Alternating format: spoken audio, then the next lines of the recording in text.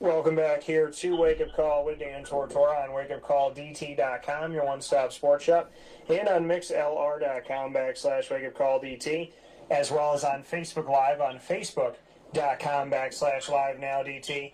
Happy to be here with you every Monday through Friday from 9 a.m. to 11 a.m. Eastern Time inside of the Cafe Kubal studios, and it's always an honor to have Syracuse alumni here on the broadcast. We've had so many players over the years, different decades, from basketball and football and whatnot, and love connecting with all of the programs and speaking with them. There's a long list of basketball players that have joined us here on the airwaves of Wake Up Call with Dan Tortora, and we get to add a new one today in Andre Hawkins. And Andre Hawkins, a teammate of Sonny Spira, so it's an awesome Monday and an awesome way to start off the week by having these former teammates and forever teammates joining us here back-to-back on the show. So with that being said, let's bring him into the show. Andre, how you doing today? I'm doing good. Good morning. And Andre, for you, coming from Melbourne, New York, bring me into that, because Syracuse basketball has consistently, recruited the Northeast and recruited, the state of New York and whatnot. What does that mean to you coming from Melbourne, New York, that you were recruited to go there and that Jim Boeheim and the staff saw something in you? Well, I think one of the things that really helped me make the decision was I was New York State Player of the Year in 1981, and they brought Roosevelt Bowie, who's also a former New York State Player of the Year. So meeting him and visiting Syracuse really helped out. For me, back then, I remember on my visit, we played St. John's, and to go into the dome with, I can't even remember how many people, over 20-something thousand people there, and for Syracuse to be down almost 20 points and hadn't scored a bucket, and the people kept clapping and standing the whole time. It was amazing because they came back and won that game. And I knew I wanted to be a part of that. And for you, like you said, Roosevelt Bowie was involved in, your recruitment. What can you tell me about your interaction with him and how he was involved in the recruitment of getting you to Syracuse? Well, when Coach Boeheim came to my school to visit, he brought Roosevelt Bowie with him. And it was like, whoa, and it was just amazing. And as a young kid, you're kind of in awe. And at that age, I didn't see a lot of 7-footers. You saw big guys, but you didn't see that many of them. So it was just a little icing on the cake, I guess, to say. For you, Andre, to be a part of Syracuse basketball history, the brotherhood is always growing. It's tight-knit, and Jim Boeheim is so welcoming of former players coming back. What does that mean to you that, when the current players are playing, that they become a part of the family, and that, not just you, but, Sonny Spira and Gene Waldron, Dal Shackelford, Roosevelt Bowie, John Wallace, Lawrence Moulton, and on and on and on. These guys come back and they, go to the games and they still feel connected to the program. What does that mean to you that there is this brotherhood and that Jim Boeheim's door has been open for that? Well, it's orange for life, and it's a good feeling, and it just makes you feel good inside, of course, in dealing with that. I never really thought about it because I guess it's always been there, for me. It just, like I said, makes you feel good that you were a part of something that was positive and good guys and stuff like that. So, Coming here from Andre Hawkins this morning on Wake Up Call with Dan Tortora. Andre, when we look back at your playing days, you played in the early to mid-'80s, 1981 through 1985. What can you tell me about your experience at Syracuse? When you look back at those memories, what sticks out the most to you from playing for Syracuse from 81 to 85? What are some of those memorable pieces of your history? Oh, it was, for me, I guess it's just, it's when the Big East was just really starting. I think we were in the second year of the Big East, and it was just phenomenal. Obviously, you know, the fact that a league with, I think it was 9 teams, and out of 9 teams every year, 8 to 9 teams went postseason. And that's pretty phenomenal. So, you know, we were competing, obviously, at that time with the ACC, and we held our own. So, you know, it just really an amazing year. Class of 81 out of high school was very strong class. You know, we had Ewing, Mullins, Pinckney, you know, Keith Lee, obviously my own teammate, Sonny Sparrow, and Peter Wynn. Very good class. So, you know, I just felt proud and to be a part of that.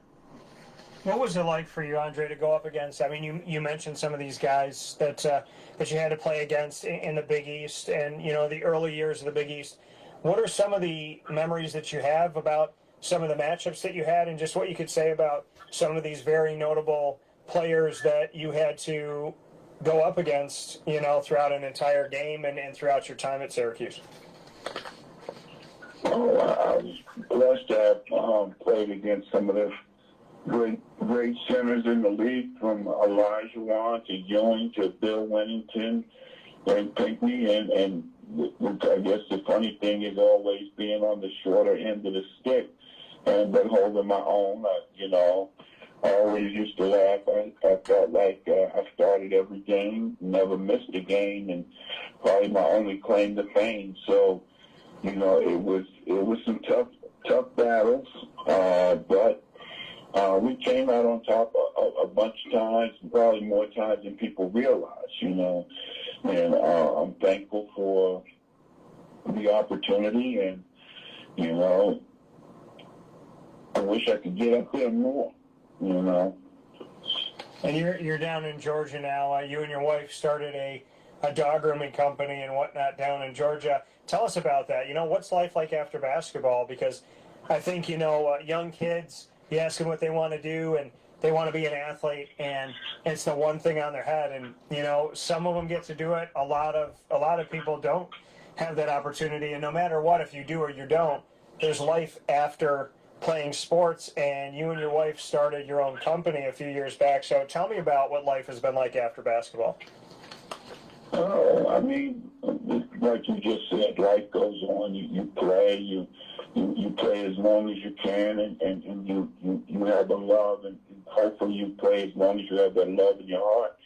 For me, I ended up being blessed to having go overseas for a short stint. I went to Greece and played, but you kind of realize that if you don't have that burning desire to play, you know, and just keep chasing the dream, that it's time to move on. I was blessed to have always had a high school coach who pushed education, and coaches, every coach I ever had made sure that you get your degree and that you get your education, and then from there you go forward. Like most people, you start out thinking one thing, and you never know where you're going to end up being, and you pray, and for people that believe, you pray for direction and where you want to go. And for me, my wife was my soulmate. So we have done a lot of different things over the years. As far as working, when you got to work, you got to work. So you got to earn a living. And so we ended up, we've done dog grooming for years. Before this, when I used to live out in Colorado. So we decided to give it another shot, and we've enjoyed it. It's a doggy bathhouse out of Alpharetta, Georgia.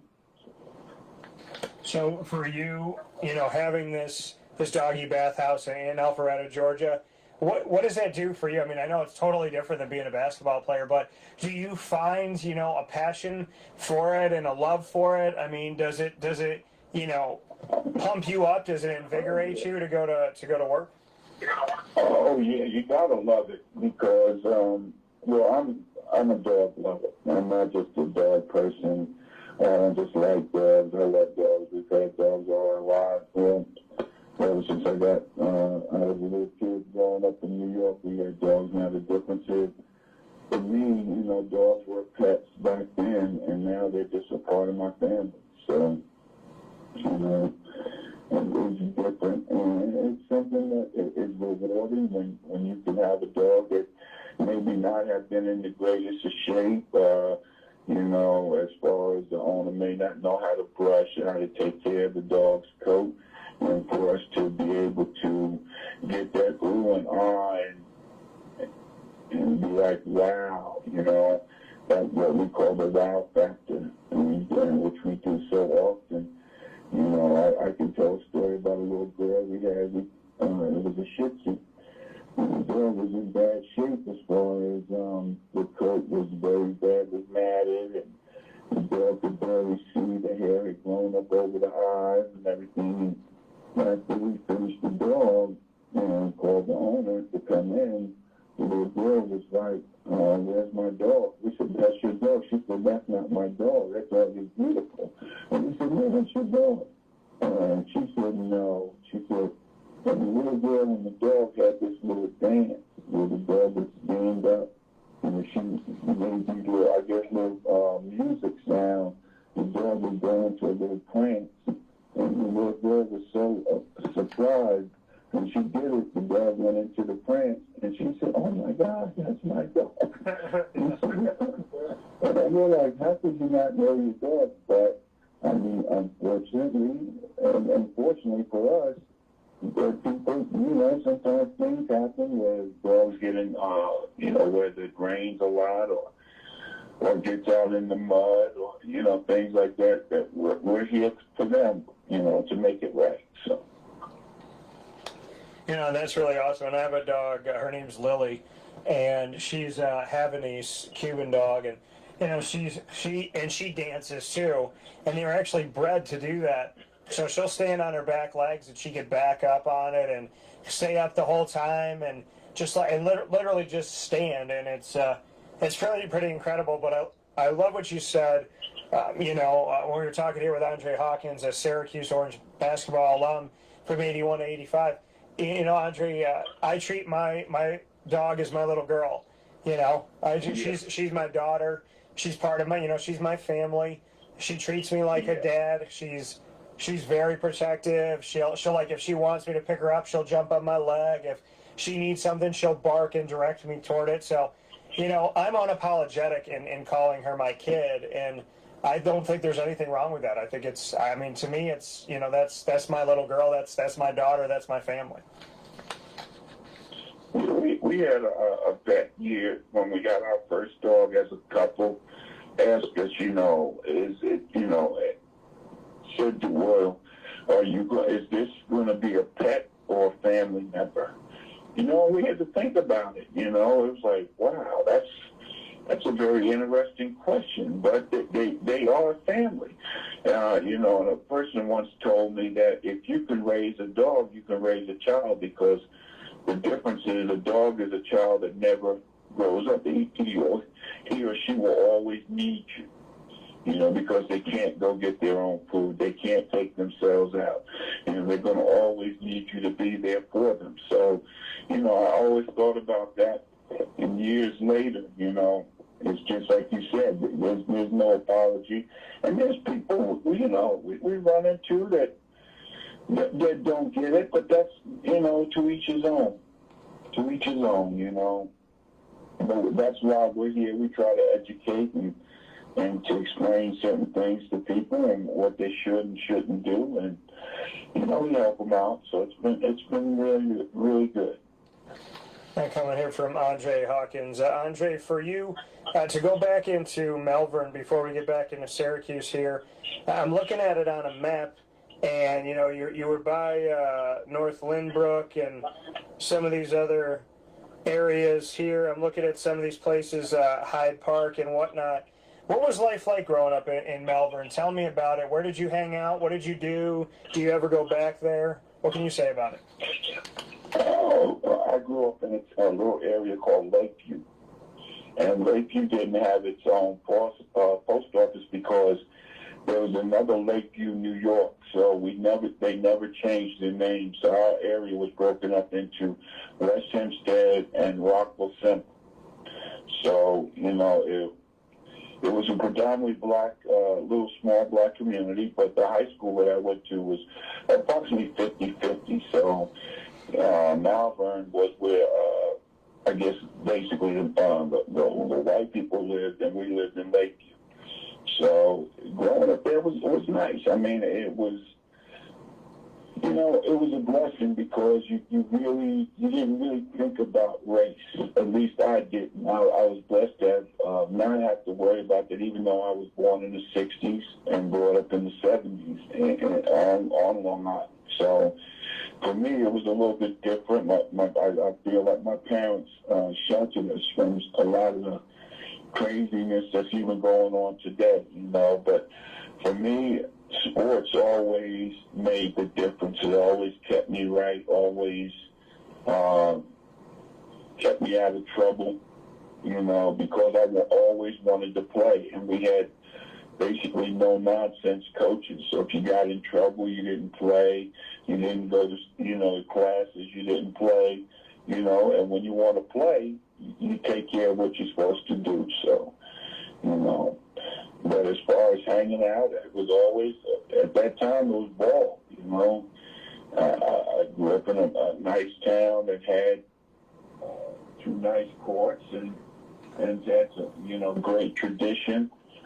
And just wanted to be a part of that. I always said that if we could just do half of what the guys that came before us did, we would be all right, And they had already won county championships before I got there, and we were blessed to have won 2 state championships. So, I played with some great guys there that I'm still in contact with. So, ball is life.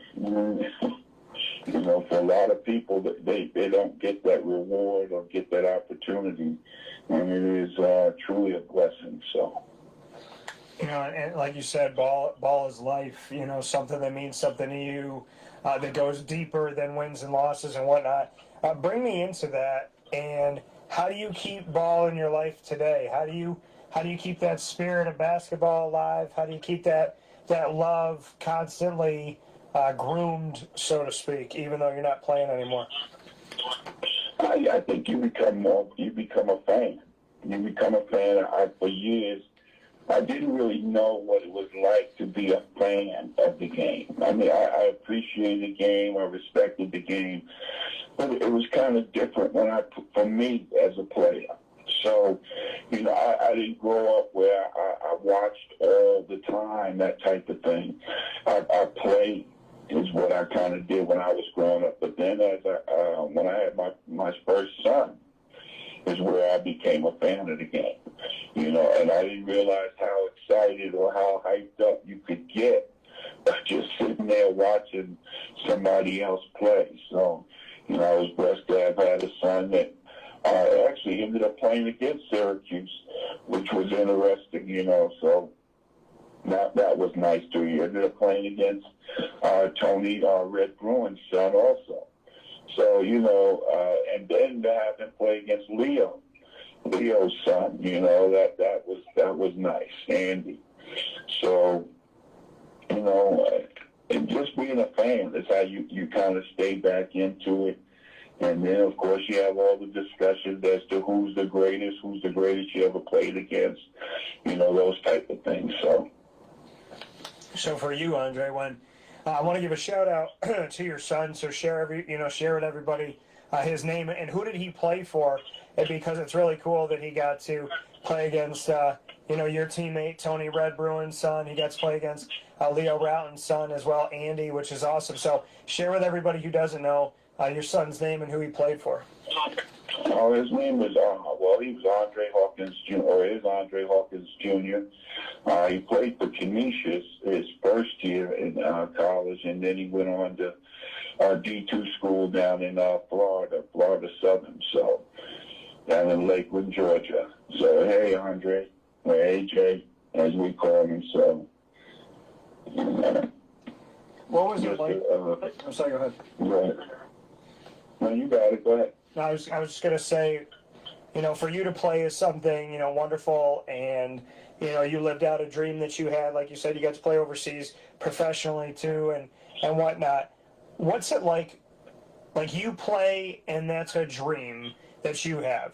But when AJ plays, when your son plays, what was that like for you, and how did you experience that, like, basketball through that angle of it? Because it's one thing to be the player themselves, but then when you've played, you know what it means to you, and then your son's like, Dad, I want to play. Like, what are the thoughts and the emotions that you've experienced watching your son have his own dreams, and then, like, obviously some of those dreams being very similar to yours? It makes you proud and happy. For me, I tried to, steer him in the right direction. But, I realized, one, he's not me, and I'm not him. And, as a parent, you're there for your child, and so I just told him, I said, I remember wanting him to play real young, but it wasn't something he wanted to do right away. So I said, well, when you're ready, you come to me, and which is interesting because he was like myself. My first love really wasn't basketball. It was football, and it just kind of happened that I ended up playing basketball. For me, I wasn't the typical kid that just loved playing basketball. Football was my game. And if you ask people from my hometown that knew me back then, they might have said I might have had a better career as a football player. So for him, he started out playing football, and then he grew more into the love of basketball. So it was definitely a unique experience for me as an individual. Just a lot of pride, and to see a young man grow into a man that he is today. I'm truly blessed. There's no other way of putting it. You put in the work, but it doesn't always turn out that way. So for me, I'm truly blessed. I got 3 sons, and all 3 of them are very unique individuals, but they are just very good men, and I thank God for that. And their mother, don't get me wrong, and their mom, mainly the mom, Man, coming here from Andre Hawkins, played Syracuse Orange men's basketball from 81 to 85. Having 3 boys, family life, like you said, your wife, and you have a business with your wife, so you see her at work, you see her at home, and then having your 3 boys. What's it been like being a husband and being a father? Oh, it has challenges, It has challenges, obviously, and we all deal with them, and you have your ups and your downs, but if you start out, you keep your heart right, keep your head right. It's nowhere you can't go, and for me as an individual, I'm just very thankful. I'm humble and thankful every day, that God has seen fit to let me be here and be a part of this world, What is your best advice as a married person, and what is your best advice as a parent? Oh, I think, I've been blessed to have people around me. It took me a long time to realize I'm just a deputy to my sheriff. She's my sheriff, and I have no problem with that. I believe I try to be the head of my household. There's no problem with that. But, when you, I guess for me, I feel like calm. I'm trying to think of the right word here, but peace is underrated. And you should always have peace in your home. So whether with your kids or with your own parents or with your wife, peace is what I believe in. Think before you speak, because once spoken cannot be taken back. I've always believed in that, because you say things and then you say later, "Oh, I didn't mean it." Well, you shouldn't have said it. So think before you speak. I think that advice is fantastic. It's very true. Once you put something out there, whether you meant it or not, it's out there then, and think before you speak. I mean, that's incredible. I have nothing to say to that other than the fact that I agree, and I think that, people listening and watching should take that in just as much as I have. Speaking here with Andre Hawkins this morning on Wake Up Call inside of the Cafe Kubal studios. Andre, your teammates, let's talk about some of these guys.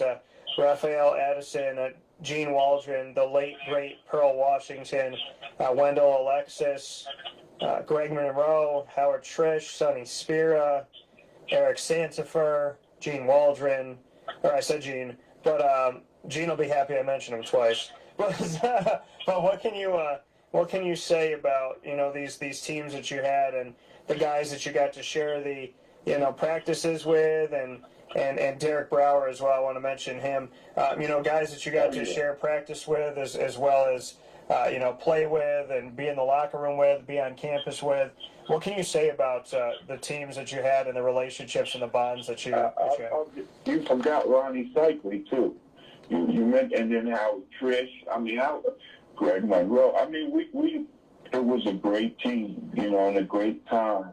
Herman Henry, I remember all the guys. I remember the walk-ons. We just, it was, you don't realize how special it is until after. I thank God for memories for sure. I wasn't always as spiritual as I am today. So, you go through enough things and you realize that, what you had and what you have, you gotta appreciate.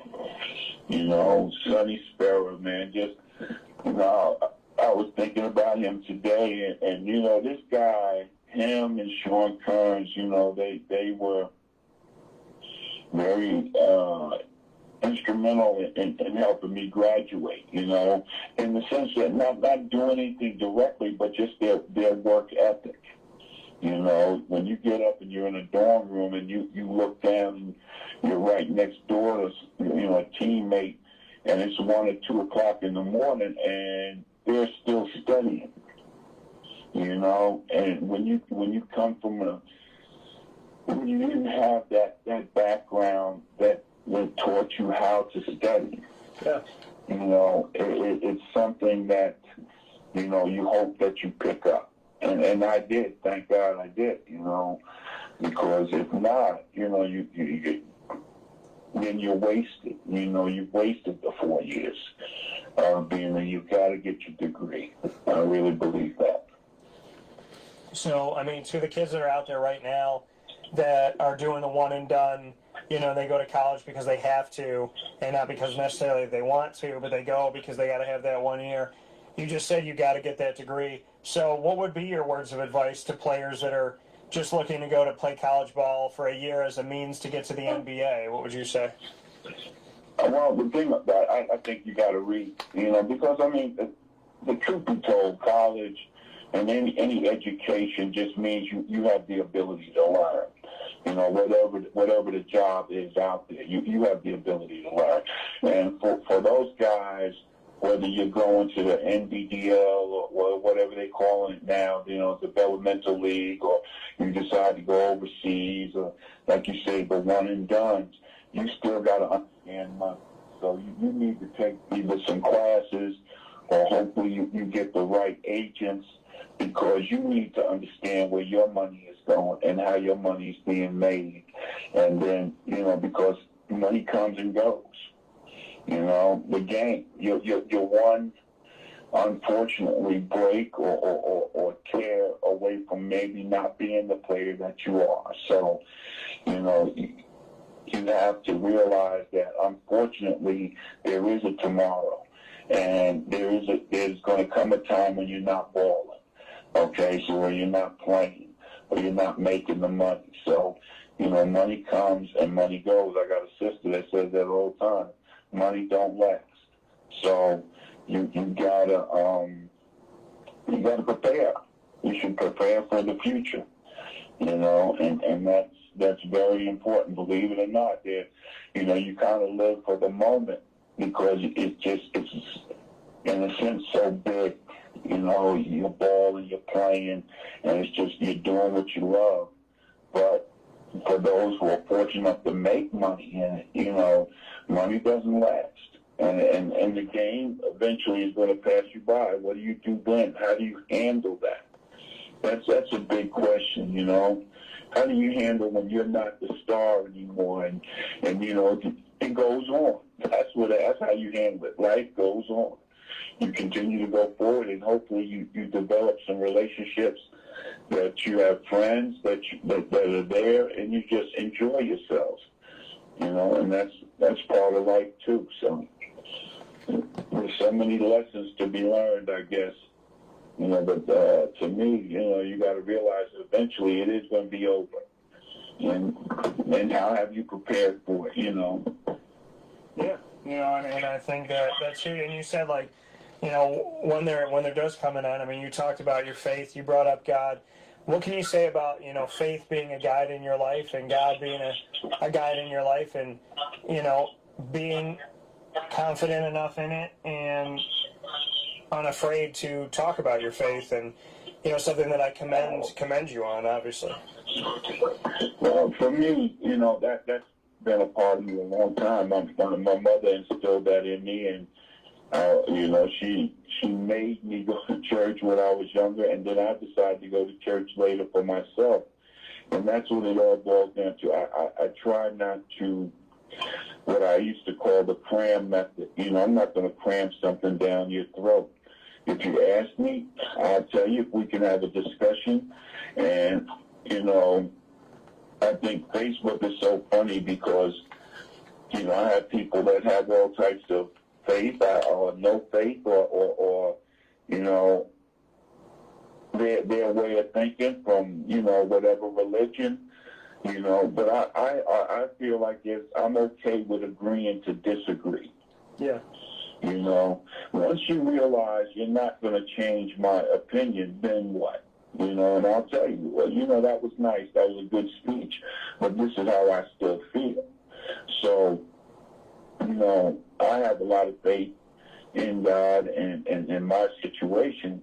You know, you may not as an individual or a person, but that's on you. I can tell you, I can try to help you, I can try to show you things, but once you decide that that's not something that you're, you know, it's for you, then that's on you as an individual. So, and I'm okay with that. I'm okay with that, you know. So, but you may not be with me, and we can move on. I used to tell people all the time, if you like me today, you'll probably like me tomorrow. And if you don't like me today, you probably won't, because I really don't change. Yeah. I'm still the same person, you know. Just I hope to believe that I've matured, but I'm still the same person I was. So, you know, in that regard, you know, I had a guy tell me a long time ago, we were hanging out, and he's like, man, you're different. I said, well, I hope so. I'm not that 16 or 20-year-old that I was. I'm now 35 or whatever it was at the time, you know. So you try to evolve and grow. But, you know, for me, you know, I thank God every morning I wake up. I'm just very appreciative. And I realize that I've had a lot of special things happen in my life that I've been blessed. And I've had some rough times, too, you know. Things I don't understand why it happened, but I mean, in some ways, it you know, like they said, what doesn't kill you makes you stronger. But I also think what doesn't kill you hurts sometimes. So you got to realize that it's okay, you know. Yeah, and I think you bring up a lot of great points. You know what I mean? And like you said, what doesn't kill you makes you stronger, but it also hurts. And we have to elevate from that. We got to get past it. This country, Andre, is hurting, and you and I know it. I am completely disappointed in some people. I'm confused. I'm, in a way, it hurts my heart, and I don't have hate in my heart. I don't hate anybody. I don't hate people that hate me. I don't know why people would hate me, because I try to be nice to everybody. I look at life and I say, I don't have prejudice. I don't have hate. I don't have racism and sexism. I believe everybody should have freedom. I believe everybody should live their dreams. I believe everybody should be good people. I believe that if you're not hurting anybody, love who you want to love, do what you want to do. If your dog is your kid, your dog is your kid. If you want to love this person, love that person. You want to live here, go live there. So what can you say about this world right now? What do we need to, what do we need to do, and what's on your mind? Because I'm a positive guy, and I've worked very hard to be a positive guy. And sometimes when I think about this world, like straight up, sometimes I want to sit and cry. I do. And I think there's a lot of stuff that I just feel like we need to get better. So I want to open the floor to you for that. Well, man, there's a lot going on, as we know. There's a lot, and people have, obviously, with 70 million people voting one way and 74 million people voting another way, or whatever the numbers turn out to be, and it's a clash. And what I feel like what you're saying, of what seems to be polar opposites. So, not to try to dissuade somebody one way or the other, but we got to come together. I can't remember who said it, but when you're divided, you fall. You got to have a sense of unity, a sense of where we're going as a country. It is, without knowing what you're thinking, it is very sad. It has been very sad for the last few years, as far as I'm concerned. And I've got people that I have not unfriended. I've only unfriended one person, and that was a person that started basically telling me how I got to think, And I'm like, you know what? I give you the, choice to think any way you want to think. If you can explain to me how and why you feel that way, maybe I may be swayed. More than likely I won't, but I may. And that one person that I unfriended on Facebook was like, going to tell me how I should feel. And I'm like, once you realize that, like I said, agree to disagree, if you can't live with that, then you need to go. You need to go, because I'm not trying to make you feel a certain way. And if you decide not to, it's okay with me. But that's on you. But as a world, I want us to come together versus being apart. Like I said, I was blessed. I've been brought up by a mom and dad. Unfortunately, my father died when I was younger, so a lot of my teachers and coaches became my surrogate fathers, and I've got a ton of big brothers and older brothers, mentors that didn't preach hate, that were brought up in the 50s and 60s, and we're talking about black men that did not preach hate. So, and they dealt with a lot more than I dealt with, a lot more. And they preached nothing but unity and love. So, I feel sad for people. I feel sad for a lot of them out there that don't have that or didn't have that in their lives, because we all know, unfortunately, hate is taught. Yeah. Hate is taught, whether, I guess, whatever experiences you may have had that brings you to that point to where you hate a person because of whatever differences they have. I'm sorry. I feel sad for God. Nothing but pity for you. But, you know, as my faith and God, He tries to unify, not divide. So I don't get it, not to try to preach to people, but that's just my take on it, you know. So you got to take care of your own, and then hopefully you can take care of others. Yeah, you know, and I think that's an incredible way to look at things, and I appreciate that so very much that, you know, you share that tonight, or today on the show, and, you know, and gave this to people that can go back and listen to it at night, during the day, you know, whenever they have the opportunity to be able to go back and hear these positive things and these positive words that go so far beyond sports. And that's why, you know, Wake Up Call's tagline is where sports meets life, because, you know, these conversations open so many doorways, and I really appreciate those words, and I commend them. To spin back to basketball here for a second, when you played for Syracuse, you went 16-13 in your first season, went to the NIT. After that, you went to the NCAA tournament the other 3 years as a sophomore, junior, and senior. You played every game that you possibly could on the team. I mean, you were out there. So you started every game you played in. 123 games that you played, 123 starts. You played as a true freshman. You played all the way through. Going back to those times, 3 NCAA tournaments, 1 NIT. I know you had some awesome games against rivals like Georgetown and whatnot. 22-9 season, 23-9 season, 21-10 season. What can you tell me about all of those, and maybe some of those rivalries? Because I know that you had some moments with Georgetown, as I expect many Syracuse players to have. Well, you know, it's so crazy because years later, you know, we obviously, I had the incident with Michael Graham and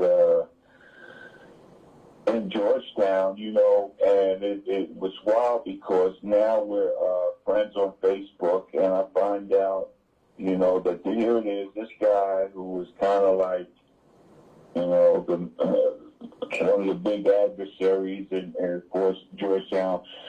We're born on the same day, the same year. You know, so I guess we're kind of like somewhat the same person for our teams, you know. Yeah. I always thought of myself as basically our enforcer, you know, meaning like if a big guy got, like, I wasn't out on the court when Pearl and Ewing had their incident. You know, I wish I was. I couldn't run out there because I didn't want to get ejected.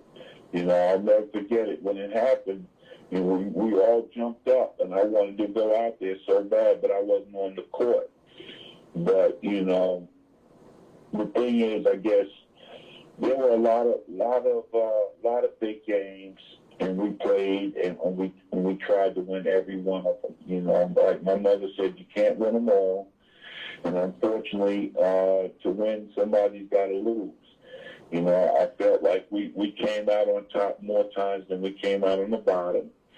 But, you know, you battled, and you battled with your teammates, and it's just you come out a different person, you know, and you work hard, and you see the other guy working hard, and you're trying to work harder so that, you know, that you're able to play. And you hope that the coaches have the confidence to put you in the game. So, you know, we, like I said, when you reflect back on it, you realize how blessed you are, you know, to have been a part of a team and the experiences that we had. So, you know, it took a lot of getting used to. You know, I ain't gonna say getting used to, because I don't think you ever get used to losing. But, you know, I lost more games my first year than I had my whole 3 years of high school, you know. And the only reason I didn't play 4 years of high school is because I got an injury my freshman year. And a lot of people don't know, I basically played blind in one eye my whole career at Syracuse. So, you know, that's just a whole nother story. Yeah, and going into that, the fact that at Syracuse you played basically blind in one eye. How did you do that? How did you even function in normal life dealing with blindness in one eye, let alone play at Syracuse, let alone play in what is considered football games on the court against the Big East? How did you handle playing blind in one eye? Oh, you do what you got to do. You don't think about it as a handicap or a disadvantage. You just work hard. If anything, you work harder, to compensate, because I had to swivel more, because you don't have that peripheral vision, like everybody else has. You're keeping your head moving. You're always touching. You're always feeling. And, so for me, it was just something that you did. It's like most things in life. You get up. You don't really think about the fact that you're breathing, but it's something that's just natural, and you do it. So, people, I think that a little bit more conscious as to what's going on, maybe appreciate things a little bit more, and that's what I try to do. Try to appreciate things a little bit more. So, yeah, but the Big East, I'm saddened, like a lot of people, that the league went, that we're no longer part of the league. I guess the Big East is now back, and they're bringing teams back. I think UConn is back in the Big East now, so it's going to be interesting. It'll never be the same, though. Never be the same. Yeah, and I agree with you on that. I think a lot of people miss it. I mean, you played in it. I grew up, and that's all I knew. Being a part of the Big East at the beginning of the Big East, what does it mean to you to not only be a part of Big East history with Syracuse in the Big East, but to be a part of those moments, those initial moments, those great matchups, those fantastic players and great teams and historic rivalries? I mean, you were writing history before you even knew that you were writing history. Yeah. Well, I like to tell people that's when we were the beast of the East. I feel like there was a picture posted today of, was it today or yesterday, of Tony Bruin, myself, Eugene Waldron, and Robert Dixon.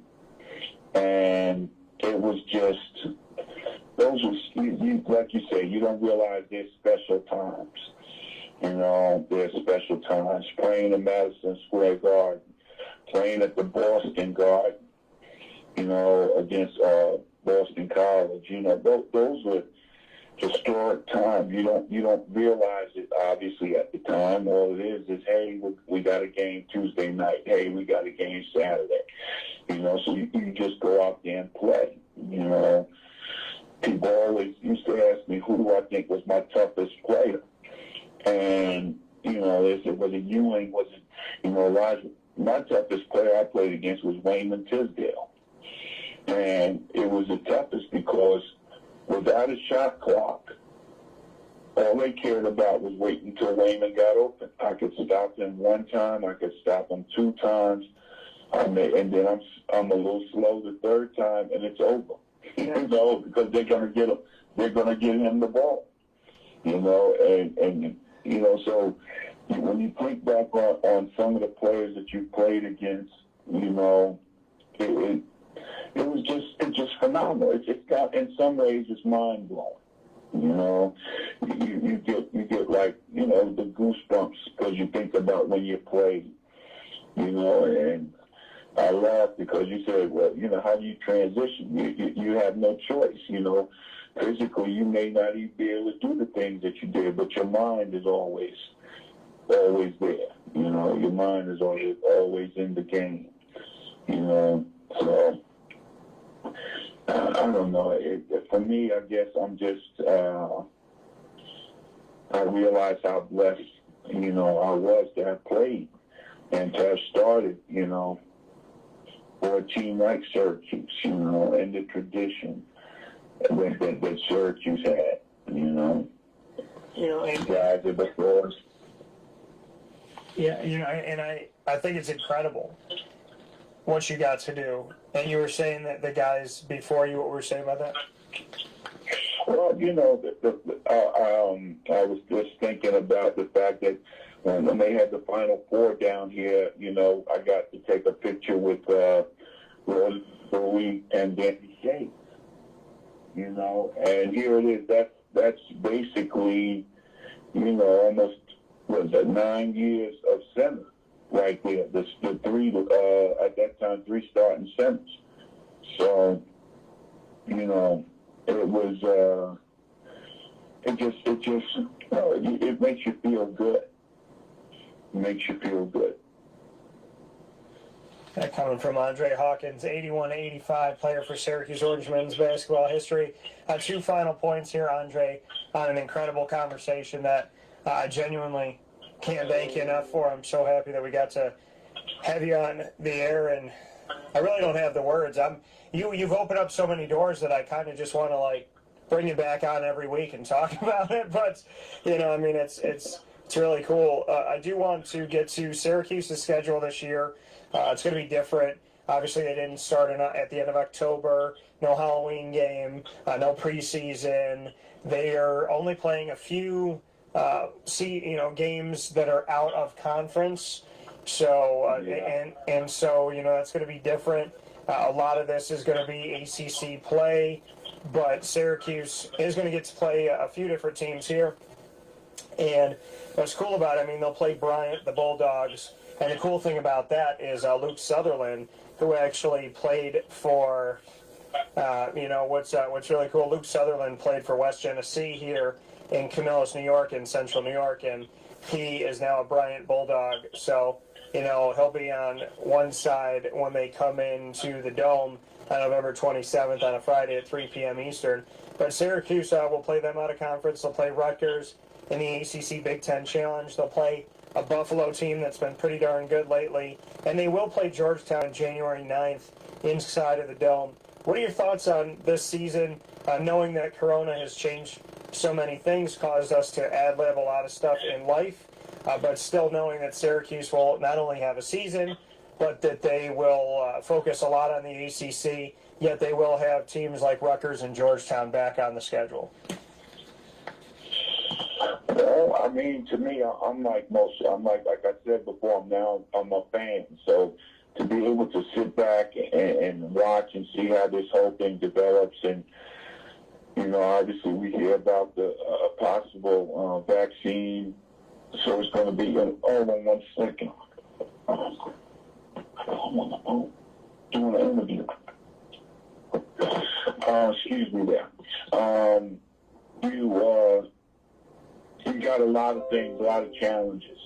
You got a lot of challenges, and hopefully with everything that's going on, they'll be able to stay safe. That's a number one for these young men. So, and then the coaches and all the different people. But it's obviously going to be so different with fans, without fans, how they decide. So I'm like everybody else. I'm sitting back waiting to see, but chomping at the bit to see some basketball. So.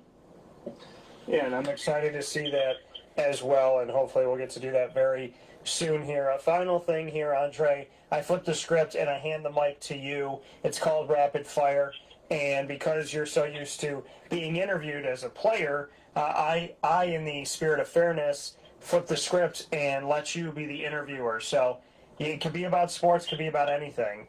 You get 3 questions to ask me. You can ask me anything in the world, but I have to answer them. What do you got for me? Oh, wow. Well, one quick question. How many kids do you have? I am not married, and I have no kids currently. Oh. Okay. That's interesting. That's very interesting. Can't go with my follow-up question. I would like to be a father someday, but I had not yet. Okay. What keeps you in the cold? It's my hometown. I love Syracuse. I was just talking about this recently. To me, I have the best of both worlds. And so, I get to be in my hometown. I got to start my company here. Hard to believe that was 8.5 years ago, but to start my own business here, my own multimedia company, and be in my own roots and build something special in my hometown and my home community in central and upstate New York that I love. And at the same time, I get to travel. So I get to see the world while being in my hometown, which I think is incredible, and I wouldn't change it. Oh, no, that is very true. And roots are very good. So, yeah, that is very good. Okay, I get one more question? Yeah. Let me see here. Okay. Let me see. I don't know if I have a question as much as a shout out to Mr. Sonny Sparrow. You know, that's my man. And I really, just one more comment, you know, I was blessed to have come in with Sonny, and also Peter Wynn, who has passed away now. God rest his soul. Good man, very good man. And also, I do believe Chris Lewis also came in with us that same year. So just a shout out to those guys, and thank you for having me on. I really appreciate that. You know, it's funny, I haven't had the opportunity to be interviewed, but I was a speech communications major, so talking, I guess, is one of the things I do. So, but thank you very much, Dan, for having me on. Andre, it's been my absolute pleasure, and I have a lot of gratitude for this moment. I really hope that people take some time to listen to your words and then rewind it and listen to them again. This has been awesome, and I can't thank you enough. The only thing I would ask you is I'd love to have you back on the show sometime soon if you'd like to come back. No problem. Yeah, if we can work it out, I'll be more than happy to come on. All right, man. Listen, take care of yourself. God bless with the business, your wife, your boys, and you know, your whole family, and living your dreams. I hope the best for you. I hope you stay safe, and I'm very honored that I got to talk with you today. And like I said, much appreciation and thanks to you. And I look forward to talking with you soon. Okay, you take care and thank you, and I'll be back on when you have it. That coming once again from Andre Hawkins here on Wake Up Call with Dan Tortora inside of the Cafe Kubal Studios. Very thankful and very happy to have Andre Hawkins on the show with his teammate Sonny Spira for a fantastic way to start off our morning and to start off the week here on Wake Up Call with Dan Tortora and in general. So if you ask me, inside of these Cafe Kubal studios, want to give a big shout out to Cafe Kubal with locations inside of Golisano's Children's Hospital as well as 208 North Townsend Street, 401 South Salina Street, 3501 James Street, and 324 West Water Street. You can go there today and ask for the DT special, and you'll get pumpkin spiced chai. And I have mine with almond milk. You can have yours however you'd like it. Make sure you go and do that and fill your cup today. And Coach fills his cup with the dark roast. You can fill it with whatever you would like at Cafe Kubal. A lot of great flavors, a lot of great things there, not just drink-wise, but food-wise as well. So make sure you go there today or have them come to you with a mobile cafe or local delivery.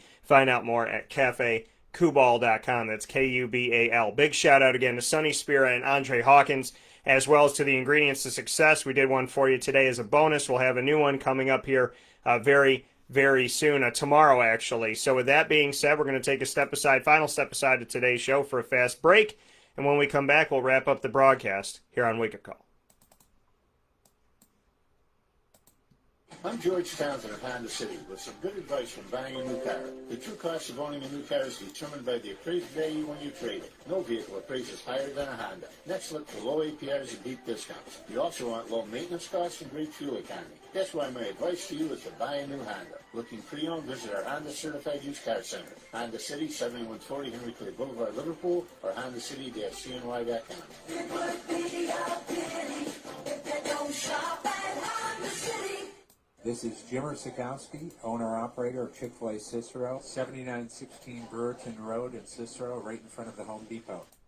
I had a deep feeling that God wanted me to do something bigger with my life and to help people, help others. I kept putting Chick-fil-A in my life, and I realized as I was going through the franchise selection process that positively impacting the lives of others was really core to what we do here at Chick-fil-A. First of all, it starts with the food. The food is brought in fresh daily. We bring in local produce. we prepare to order in the kitchen, and we hand bread our chicken, and we hand spin our milkshakes. It's just great food. It doesn't taste like fast food. I think the second thing is the way people feel when they come in a Chick-fil-A restaurant. It's different. We try to treat people with intentional kindness here, which is very different and deeper than good customer service. And so I think it feels remarkable for most people to come in a Chick-fil-A restaurant. And then lastly, the impact that we try to have in the community is very different. It's a big part of the expectation of every operator of a Chick-fil-A restaurant is that they're actively engaged in their community, they're a leader in the community, and they're making a difference. When they realize that what we're striving to do is to shine a little light in their life, that's a very, very different experience than you will have at any other quick service restaurant. And it's that remarkable experience that I think people will emotionally connect with.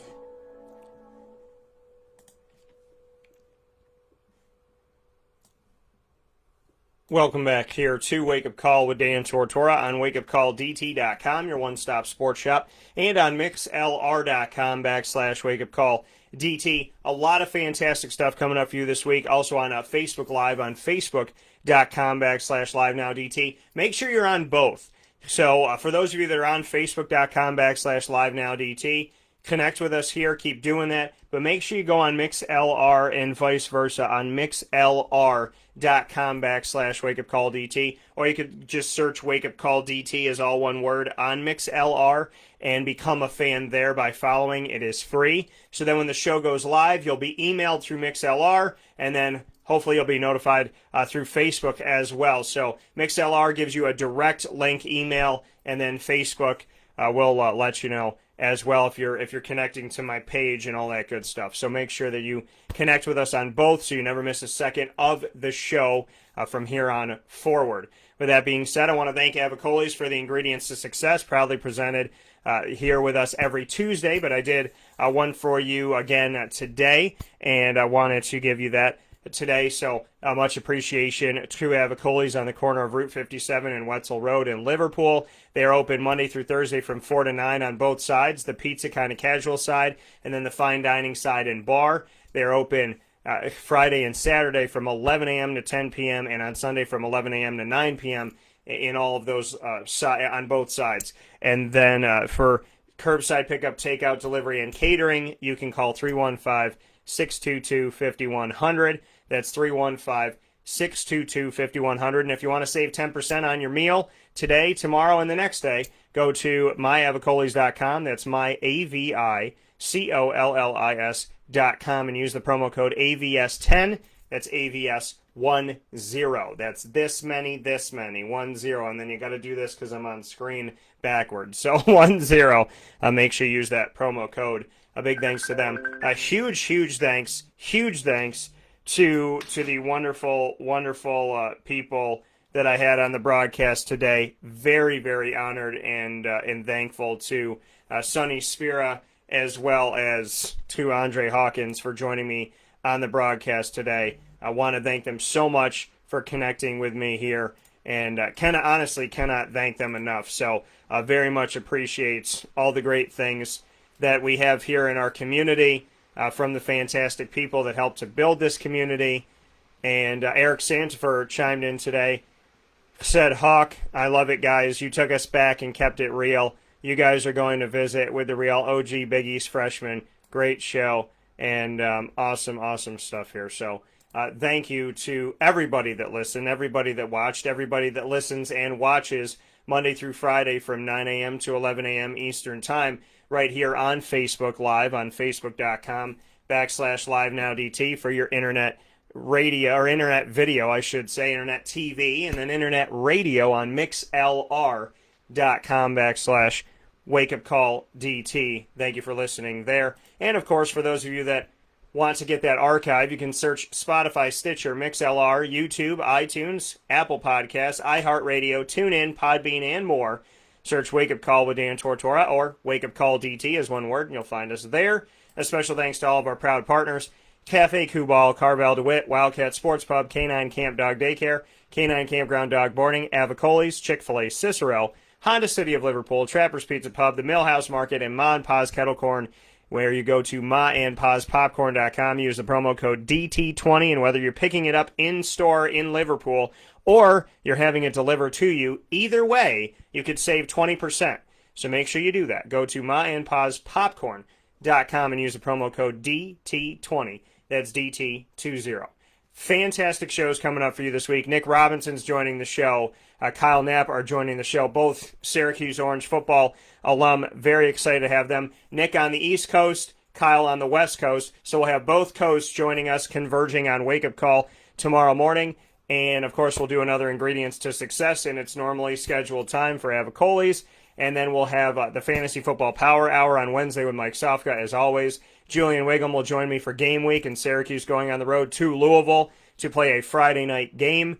And we will have plenty more coming up. Papa Joe will be joining us this week as well in his Thursday stint. We'll have our trio of Friday segments in the Annoying Moment of the Week, brought to you by Carvel DeWitt. LEAD, which stands for Learn, Evolve, Ad-Lib, and Deliver, brought to you by Chick-fil-A Cicero with my co-host Juanita Ward. I'll announce my top dog of the week, brought to you by Canine Camp Dog Daycare and Canine Campground Dog Boarding. And there will be more special conversations and special interviews to come. Very, very excited about everything that's coming on Wake Up Call. If you want to stay in touch with us all the time, which I would implore you to do so you never miss anything, is to go to Facebook at Wake Up Call DT, Twitter at Call DT, and Instagram at WakeUpCall_DT. You can check out my inspirational quotes and things that I try to put forward and pay it forward to you every single day by going to our Instagram at WakeUpCall_DT and clicking on my story. With that being said, have a fantastic and amazing day. I truly can't find the words to thank Sonny and Andre Hawkins enough. Both of their interviews will be carried on our archives, and those will be added today. God bless you, gentlemen. Thank you so much. Thank you to Avocolis, and thank you to you. From the Cafe Kubal Studios, Wake Up Call with Dan Tortora is just getting started this week. God bless. No stress. Do your best. I'll talk to you soon.